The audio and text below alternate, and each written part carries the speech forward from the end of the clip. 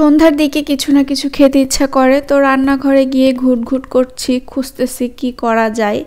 Pasta ছিল অল্প কিছু, তো ভাবলাম পাস্তায় রান্না করি আজকে। আর যে পরিমাণ পাস্তা ছিল ওইটা দিয়ে হবেও না সবার, তো ভাবলাম এর সাথে যদি একটু নুডলস অ্যাড করা যায় তো কেমন হয়। তো পাস্তাটাকে আগে সেদ্ধ করে নিছি, সেদ্ধ অনেকটা হয়ে যাওয়ার পরে নুডলস দিয়ে দিয়েছি। নুডলসটা অল্প সেদ্ধ হলে যেহেতু হয় তো পরে দিছিলাম। তারপরে এখন আমি কড়াইয়ে উঠিয়ে দিলাম পেঁয়াজটা একটু নরম হয়ে আসার পরে ব্রোকলি আর কাঁচা ঝাল দিয়ে বেশ একটু নাড়াচাড়া করে নিচ্ছি, ব্রোকলিটা একটু ভেজে নিচ্ছি। এবার দিয়ে দিচ্ছি ক্যাপসিকামটা একটু পরেই দিলাম, কারণ বেশি আগে দিলে সেদ্ধ হয়ে যাবে, ক্যাপসিকামের যে ফ্লেভারটা থাকে সেটা নষ্ট হয়ে যায়, মানে পরে খুব বেশি ফ্লেভার থাকে না আর কি, আর সেদ্ধটা অনেক বেশি হয়ে যায়, সেজন্য ক্যাপসিকামটা পরে দিলাম। এবার সব দিয়ে নাড়াচাড়া করে নিচ্ছি। আর বাসায় আগে থেকে চিকেন বলতে গ্রিল আর নান আনছিল, তো সেটা থেকে গ্রিলটা বেঁচে গেছে, সেখানে আমি একটু হাত দিয়ে এগুলো মাংসগুলা একটু ঝুরা ঝুরা করে নিছি, তো এটাই দিয়ে দিলাম। এমনিতে চিকেন ছিল, তো সেটা করতে গেলে আমাকে চিকেন আগে ভেজে নিতে হতো, যেহেতু এটা আছে তো আরও একটু শর্টকাটে হয়ে গেল।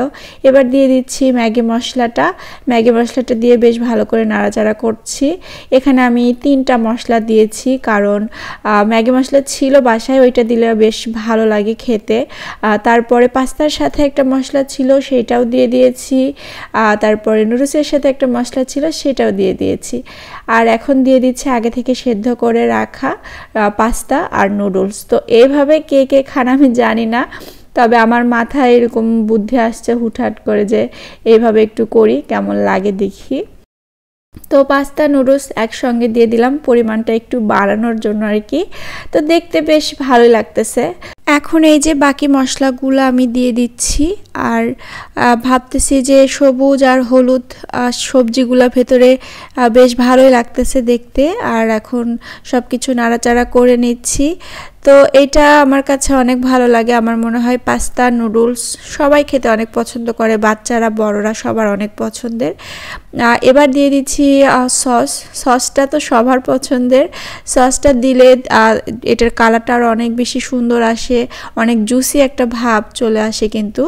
তো সসটা দিয়ে দিলাম, দিয়ে নাড়াচাড়া করতেছি। ভাবলাম যে হয়তো বা লবণ হবে, তো তারপরে মনে হচ্ছে আর একটু লবণ দিতে হবে, তো আমি আর একটু লবণ দিয়ে মাখায় নিয়ে দেন তারপর এটা নামিয়ে নিলাম। তো এই যে তৈরি হয়ে গেল আমার সন্ধ্যার নাস্তা। আর এইটা খেয়ে রাতে আর কিচ্ছু খেতে হয়নি।